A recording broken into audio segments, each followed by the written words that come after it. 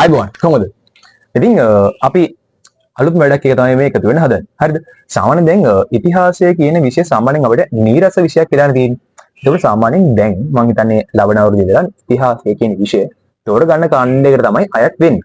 ඉතින් ඔහොම ගියාට ඇත්තට මේක හරිම රසවත් විෂයක්. ඉතින් අන්නේ රසවත් විෂය රසවත්ෙන් කතා කරන් තමයි අපි මේ YouTube channel එකේ අරමුණ වෙන්නේ. ඉතින් අපි මුලින්ම කතා කරන්න යන්නේ සීතාවක. ඇත්තටම ඔයාලා දන්නවද සීතාවක රාජධානිය ගැන? දැන් අපි හැමෝම දන්නවා මහනුවර රාජධානිය අනුරාධපුර පොළොන්නරුවේ හැම එකම දන්නනේ. හැබැයි සීතාවකට හිමි වෙලා තියෙන්නේ පොඩි අඩු අවධානයක්.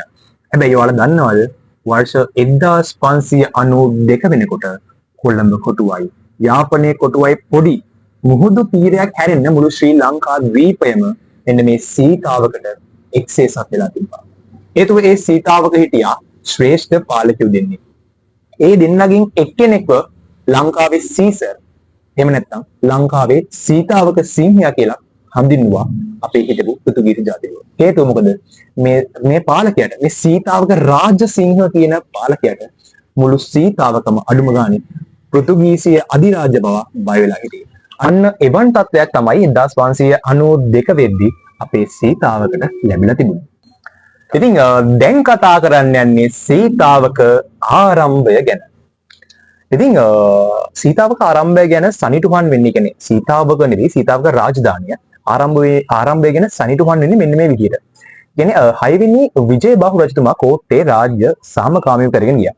මොකද සාමාන්‍යයෙන් 6 වෙනි විජයබාහු රජතුමා කියලා කියන්නේ සාමාන්‍යයෙන් හිනම සාමකාමී පාලකයෙක්. හැබැයි ඒ සාමකාමී පාලකයා එයාගෙන් පස්සේ රාජ්‍ය උරුමය දෙනකොට තමන්ගේ අගබිසවගේ කුමාරවරු 3 දෙනාට නැතුව දෙවනි බිසවගේ ධර්මරාජ කියලා කුමාරයෙක්ට මෙන්න මේ රජකම දෙන්න යනවා. ඔන්නෝක දැනගන්නවා අගබිසවගේ පුත් කුමාරවරු 3 දෙනා. ඒ කියන්නේ රයිගම් බණ්ඩාරයි, ගෝණික බාහුයි, මායාදුන්නේ කියන කුමාරවරු 3 දෙනා මෙන්න මේ සිද්ධිය දැනගන්නවා. ඔන්න ඔය සිද්ධියේ ප්‍රතිඵලයක් වශයෙන් මේ කුමාරවරු 3 දෙනා එකතු වෙලා වර්ෂ 1521 දී තමන්ගේ තාත්තව එහෙම නැත්නම් 6 වෙනි විජයබාහු රජතුමා මරලා මේ කෝට්ටේ රාජධානිය 3කට බෙදා ගන්නවා. ඔන්න ඔය කතන්දරේ ඇතුළතදී මායාදුන්නේ කුමාරයා එහෙම නැත්නම් බාලම කුමාරයා. එයා තමයි සාමාන්‍යයෙන් සටන් වලට දක්ෂම කුමාරයා කියලා ඉතිහාස ග්‍රන්ථවල සඳහන් වෙන්නේ. ඉතින් ඔන්න ඔය කුමාරයා කුමාරි 4 කෝරළයයි 3 කෝරළයයි ඒත් එක්කම කෑගල්ල සබරගමුව කියන පළාතත් අත් කරගෙන මෙන්න මේ සීතාවක රාජධානිය බිහි වෙනවා. ඒකට ප්‍රධාන හේතුවක් තමයි සාමාන්‍යයෙන් මානියංගම රජ මහා විහාරය. මේ රජ මහා විහාරය සාමාන්‍යයෙන් ඉතිහාසයෙන් නිතරම කියවෙන තැනක්. වල්ලගම්බා රජතුමාගේ කාලේ පටන් මේ තැන් වල මේ මහා නියම් ග්‍රාමය ඉතින් මෙන්න මේ මානියංගම ගම ගැන සාමාන්‍යයෙන් වල්ලගම්බා රජතුමාගේ කාලේ ඉඳලා මේ ඉතිහාස ග්‍රන්ථවල තැනින් තැන තියෙනවා. ඒ මහා නියාම රට්ට කියලා.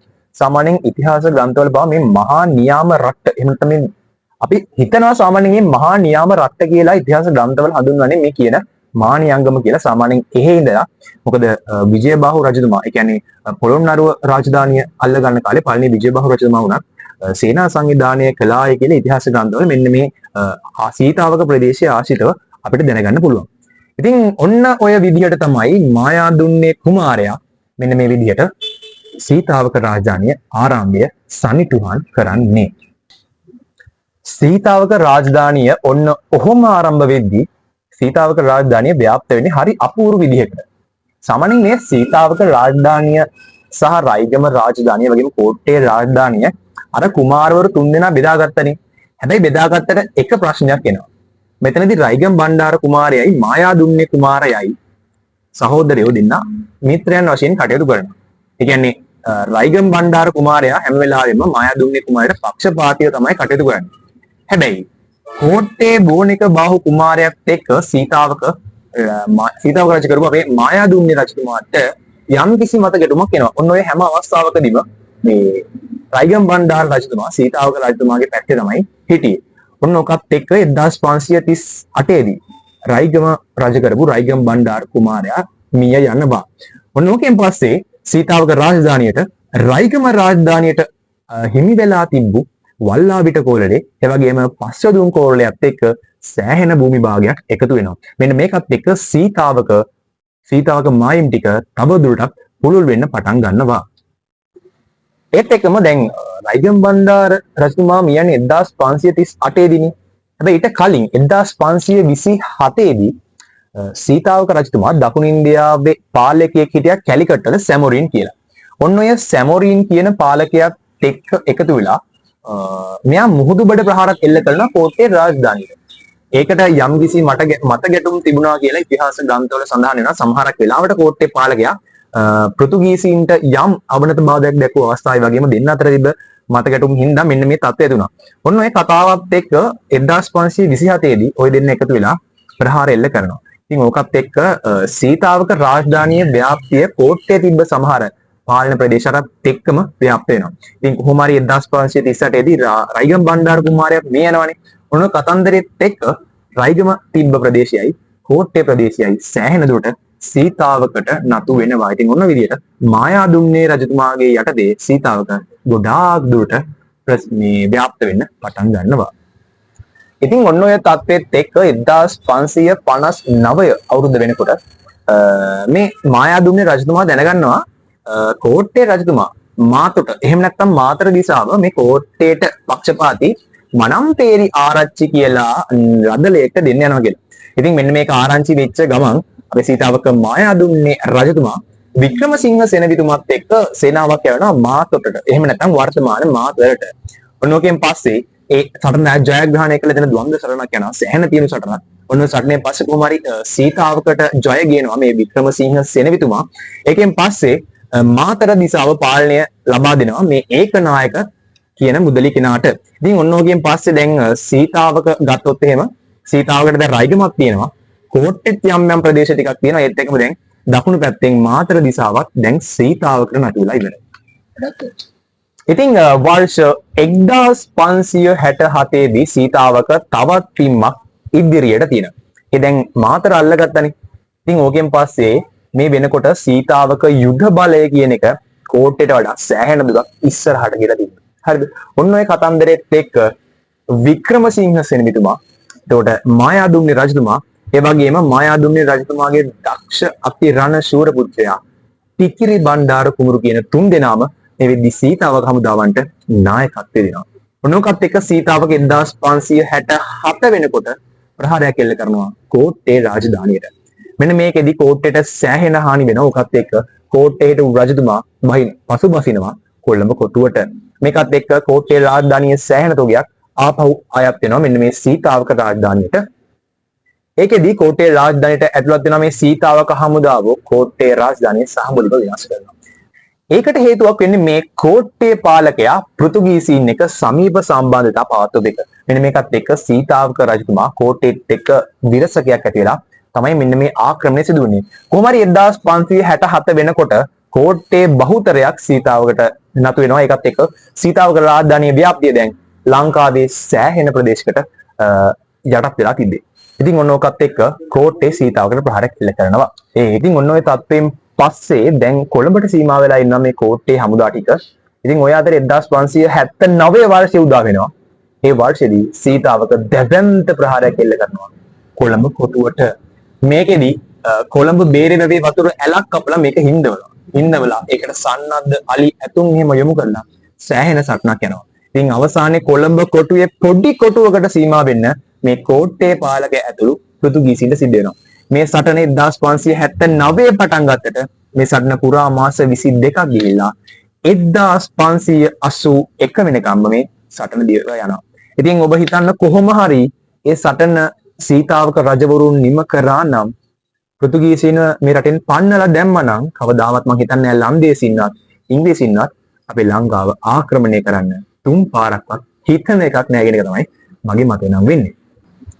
ඉතින් කොළඹට පහර දුන්නයින් පස්සේ 1580 වගේ වෙනකොට මායාදුම්නේ රජතුමා විශ්‍රාම අරගන්නවා. මේකෙන් පස්සේ තමයි අපේ කතාවේ වීරයා මෙන්න මේ තරඟෙට ඇතුළු වෙන්නේ. ඒ 1581 දී සීතාවක රාජසිංහ සීතාවක රාජ්‍යත්වයට පත් වෙනවත් එක්කම දැන් තමයි මේ කතාවේ රසම හරිය පටන් ගන්නෙ.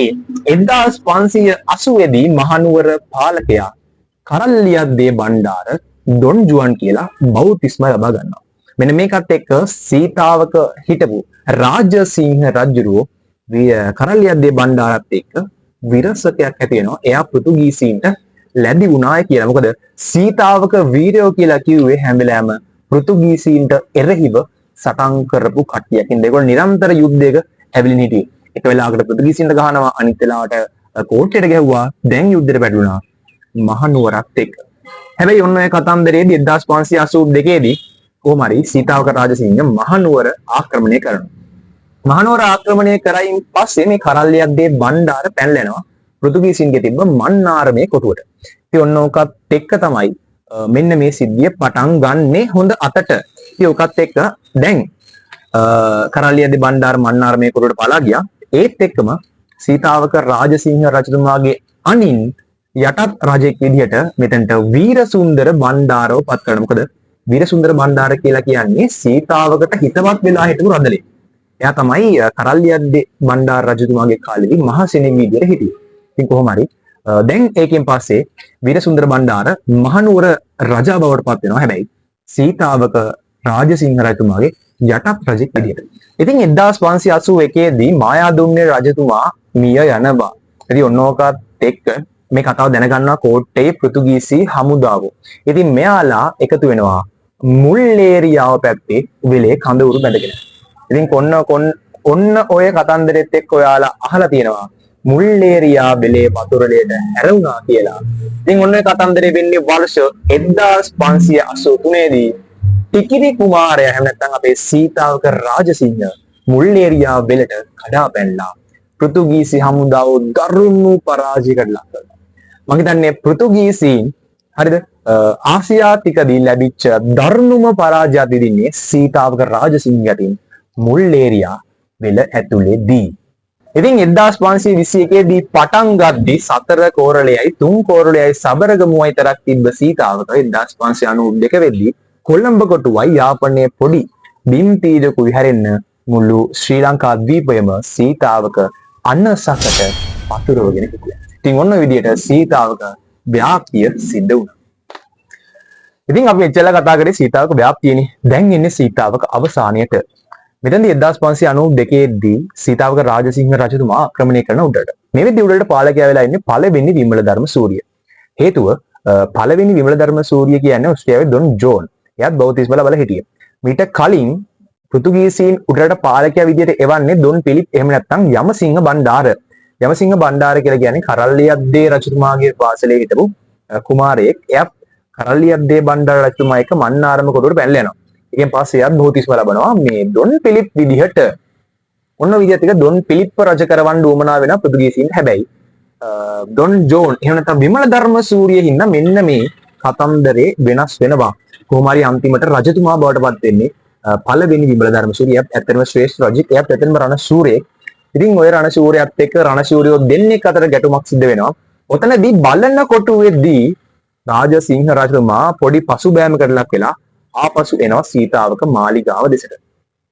ඔතනදී තමයි රුදුරු පෙතංගොඩ උයනේදී සීතාවක රාජසිංහ රජතුමාට උණ කටුවක් කකුලෙන්.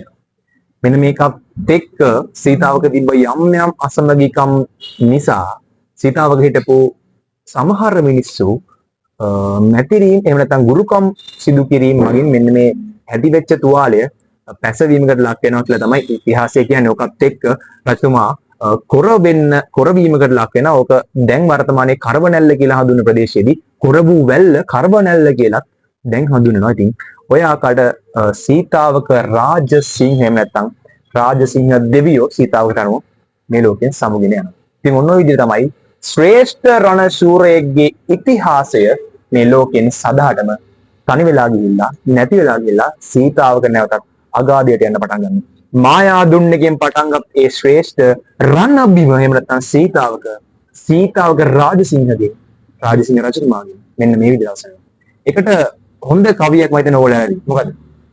රුදුරු පෙතං ගොඩ උයනට වැඩියාය නපුරු උණ කටුව පතුලේ ඇනුනාය. එක්ව සිටි සැබොම එක් වී මතුලාය රාජසිංහ දෙවි නාමෙත් මැකුණාය. ඔන්න ඔය විදිහට තමයි සීතාවක සහ හැමෝම දන්න ප්‍රසිද්ධ කවියක්. ඔන්න විදිහ රාජසිංහ රජතුමා මෙන්න මේ ලෝකෙන් සමුවර්ගෙන සීතාවක අවසානය සිද්ධ වෙනවා. ඉතින් ඔන්න ඔය විදිහට සීතාවක රාජධානිය බිඳ වැටෙනකොට ඒකට බිඳ වැටුණු හේතු ගණනාවක් තිබ්බා. ඒකට බලපාපු පුද්ගලයෙක් ගොඩක් හිටියා. සාමාන්‍යයෙන් උඩරට රාජධානිය බෙදලා ඉන්නේ මේ සිංහලයා කියන මිනිස්සයා සුද්දන්ට යම්කිසි පාවා දීම් කරපු ඉඳන් ඔන්න ඔය විදිහටම සීතාවකට කතන්දරයක් එනවා. මේ කතන්දරේ වෙන්නේ මෙන්න මේ විදිහට. ඔයගොල්ලෝ සාමාන්‍යයෙන් දන්න කෙනෙක් තමයි මේ ජයවීර බණ්ඩාර කියලා කියන්නේ. ජයවීර බණ්ඩාර කියලා කියන්නේ සීතාවක මාලිගාවේ හිටපු ප්‍රධාන සෙන්පතියා. හැබැයි ඒ කාලේ යාගේ නම ජයවීර බණ්ඩාර නෙවෙයි. එයාගේ නම තමයි අරිට්ටකී වෙන්ඩු. ඉතින් ඔන්න ඔය විදිහට සීතාවක හිටපු අරිට්ටකී වෙන්ඩු කියන්නේ මේ දමිළ සොල්දාදුවෙක්. මෙයා ඇවිල්ලා දමිළ කියන්නේ සොලී සොල්දාදුවෙක්. මෙයා දඹදිවිද තමයි මෙහෙට එන්නේ. මෙයා මුලින්ම හිටියේ සීතාවක දෙවනි සේනාධිපතියා විදිහට. මෙයා මාරම දක්ෂයෙක්. හරිද? මෙයා මාර දක්ෂයෙක්. මෙයා සටන් රැසකදී කෝට්ටේට එරෙහිව කරපු සටන් රැසකදී අපේ සීතාවකට ජයග්‍රහණ ගොඩක් දීලා. මෙන්න මේකත් එක්ක සීතාවක සිංහය නැත්නම් අපේ සීතාවක රාජසිංහ රජතුමා මෙයාට විශේෂ වරප්‍රසාදයක් දීලා සීතාවක ඉන්න රදලේ. එයා තමයි රාජකපුරු හෙට්ටිගේ මොහොට්ටාල. මෙන්න මෙයාගේ දියණියට මෙන්න මේ අරිට්ටකී වෙන්ඩුව කසාද බඳලා දෙනවා. ඉතින් මෙන්න මේ කතන්දරෙත් එක්ක සීතාවක රාජසිංහ රජතුමා මිය යාමෙන් පස්සේ සීතාවකට එනවා අලුත් රජ කෙනෙක්. එයා ඇවිල්ලා සීතාවක රාජසිංහගේ දියණියගේ කුමාරවරු දෙන්නා. එක්කෙනෙක් රාජසූරිය අනිත් එක්කෙනා ජයසූරිය. මෙතින් රාජසූරිය කුමාරයා වැඩිමල් කුමාරයා මෙහිදී රජකම් බාර ගන්නවා. හැබැයි ලොකු ප්‍රශ්නයක් ඒ තමයි සීතාවක රාජසිංහ රජතුමාගේ නැගණිය මහබිසෝ බණ්ඩාරට කුමරෙක් ඉන්නා පොඩි. මේ කුමරට රජකම දෙන්න ඌමනාවට මේ මහබිසෝ බණ්ඩාර දේවිය අරිට්ටකී වෙන්ඩුත් එක්ක මේ ගිවිසුමකට එනවා. මෙහෙම. කොහොම හරි රාජසූරිය කුමාරයා මැරලා රජකම අරන් දෙන්න ඕනේ අපේ මහබිසෝ බණ්ඩාරගේ පුතා නිකපිටිය කුමාරයාට. එහෙම කරොත් මේ අරිට්ටකී වෙන්ඩුට මුළු සීතාවකම දැන් සීතාවක මේ වෙනකොට කොළඹ කොටුවයි යාපනයේ කොටුවයි හැන මුළු ලංකාවම යටත් වුණානේ. ඔන්න ඔය සමස්ත සේනාවේ සේනාධිනායකයා දෙනවා කියලා මෙන්න මේ කතන්දරයක් අරිට්ටකී වෙන්ඩුට මේ මහබිසෝ බණ්ඩාර දේවිය කියනවා. ඔන්න ඔය කතන්දරෙත් එක්ක මේ කතාවට මේ ගිවිසුමට අරිට්ටකී වෙන්ඩු එකතු වෙනවා. මෙන්න මේ කතාවත් එක්ක අරිට්ටකී වෙන්ඩු කොහොම හරි එකතු වෙලා රාජසූරිය කුමාරයා කුමන්ත්‍රණයකින් මරලා කිරුළ දෙනවා මෙන්න මේ නිකපිටිය කුමාරයාට. ඔන්න කතන්දරෙත් එක්ක දැන් නිකපිටිය කුමාරට අවුරුදු 5යි. ඉතින් මේ කතන්දරෙත් එක්ක නිකපිටිය කුමාරයා රජකම ගනිද්දී මේ ප්‍රධාන අනුශාසකයා වෙන්නේ මහබිසෝ බණ්ඩාර දේවිය. කොහොම හරි නිකපිටිය කුමාරයාට අවුරුදු 5ක් වෙන හින්දා මේ අරිට්ටකී වෙන්ඩු උත්සාහ කරනවා මෙන්න මේ සීතාවක රජකම ලබා ගන්න. මේකට පොඩි මතකැටුමක් වෙලා අරිට්ටකී වෙන්ඩු සීතාවකින් රජපෞලත් එක්ක තරහ වෙලා ගමන් කරන පෘතුගීසීන්ගේ පැත්තට ලස්කිරීන්ජ හමුදාව කියලා හමුදාවත් අරගෙන. ඔතනදී පෘතුගීසීන් මෙයාගේ අරිට්ටකී වෙන්ඩු කියන නම වෙනස් කළා ජයවීර බණ්ඩාර කියන නම දානවා.